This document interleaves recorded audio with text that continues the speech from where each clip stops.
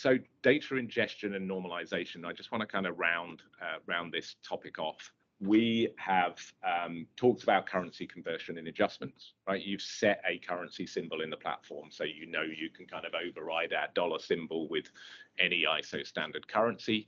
There is a policy in the catalog for applying currency conversion, or you could just add a static adjustment and work out what the necessary currency rate would be to convert source files or source bills into that currency. And we can, of course, use adjustments to normalize the bill source. So removing tax for AWS, for example, again, is something that's very common when we have multiple clouds in there. We're also normalizing tag data, right? So we've brought in, I think, a couple of different tags. Let me go into the platform now and we'll have a look at that. So administration custom tags. So you've been able to use this custom tag interface to effectively normalize different keys so that the presentation in the UI is consistent as well. So the last piece that we do with data normalization, and again, you know, in the context of multi-cloud, it makes a lot of sense, is that Flexera category.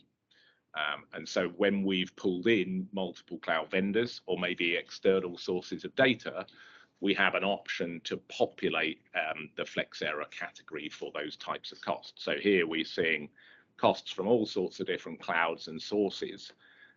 And if I look at the service level detail, okay, so in the drop down here, we've got all of the different dimensions that we can look at, including the tags, including the rule-based dimensions that we've added. But these ones under resources really come from the cloud vendor feeds that we're ingesting. They're not necessarily things that we control. So when we look at service here, then we can see the naming standards that the different vendors use. And this may be familiar for some of you, but others may not, right? So Microsoft stuff is prefixed all the time with Microsoft. So that's pretty easy to identify. And they use things that are kind of quite meaningful. So Microsoft Compute is a pretty good idea as to what's happening there.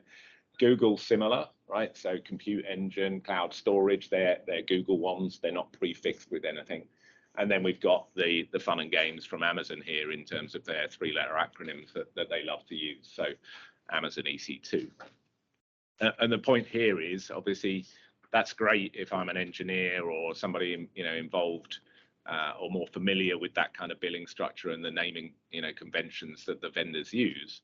But when I want to do anything above that level in terms of executive level reporting or even potentially at a product level, that's not going to mean anything, okay, to your executive teams. They won't know the names of those services.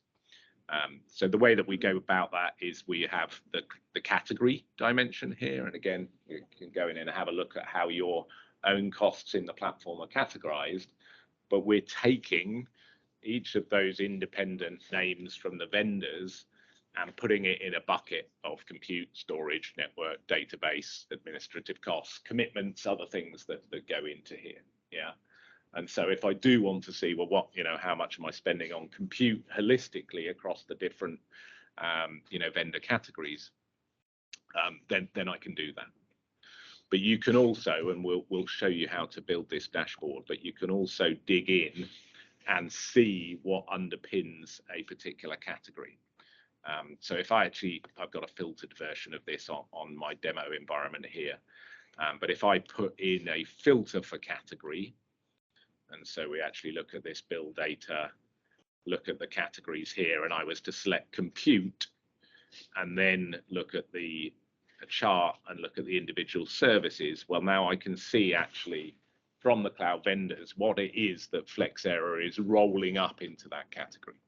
Yeah, so we're kind of like reverse engineering what those categories are. So you've got obviously the compute and classic compute, Kubernetes workloads, of course, are going to be compute services, Google Compute, and then we've got serverless and virtual machine services that also fit into that category. And so you can do any of those. You could look at, well, what is it that we classify as, storage services, and we then see all of the things that would, of course, roll up into kind of storage categories.